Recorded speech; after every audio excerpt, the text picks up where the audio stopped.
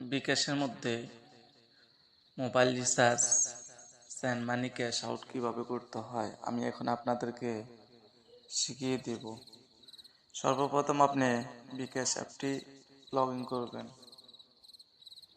Log in করার সাথে সাথে আপনি দেখতে পারবেন send money, mobile recharge, cash out. আমি আপনাদেরকে এই তিনটি সম্পর্কে একটু ধারণা দেব। আপনারা ভিডিওটি পুরোভাবে দেখবেন, একটু স্কিপ করবেন না, স্কিপ করলে বুঝতে পারবেন না।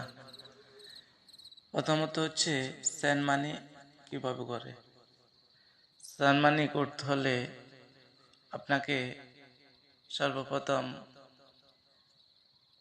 এখানে একটি নাম্বার দিতে হবে। যেমন আমি এই নাম্বারটি মধ্যে 1000 টাকা সেন্ড করব। আমি 1000 টাকা লেখার পর এখানে অ্যারো চিহ্নের মধ্যে ক্লিক করব।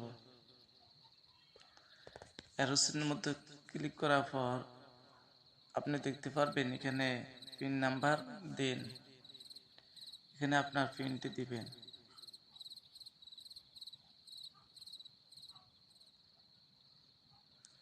পিন দেওয়ার পর কনফার্ম পিনের মধ্যে ক্লিক করবেন। ক্লিক করার পর সেন্ড মানি নিশ্চিত করুন। আপনি এখানে সেন্ড মানি করতে টপ আপে ধরে রাখুন, এর মধ্যে ক্লিক করুন। এবার দূরে করে সাথে সাথে আপনার টাকাটি সেন্ড হয়ে যাবে।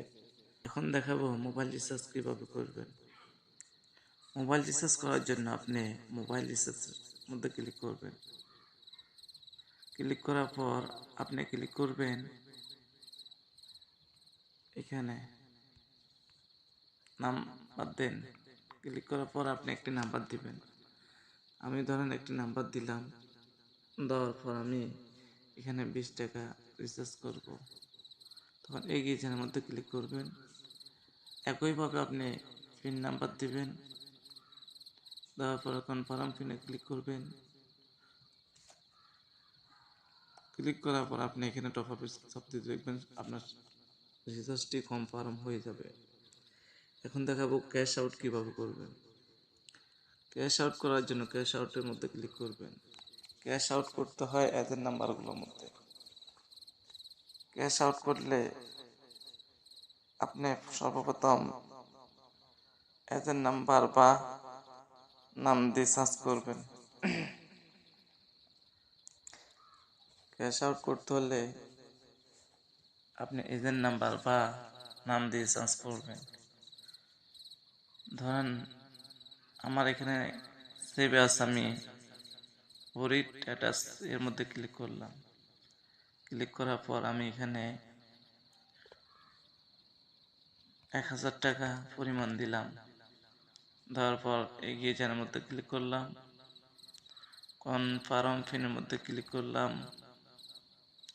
টপ আপে চাপিয়ে ধরলাম।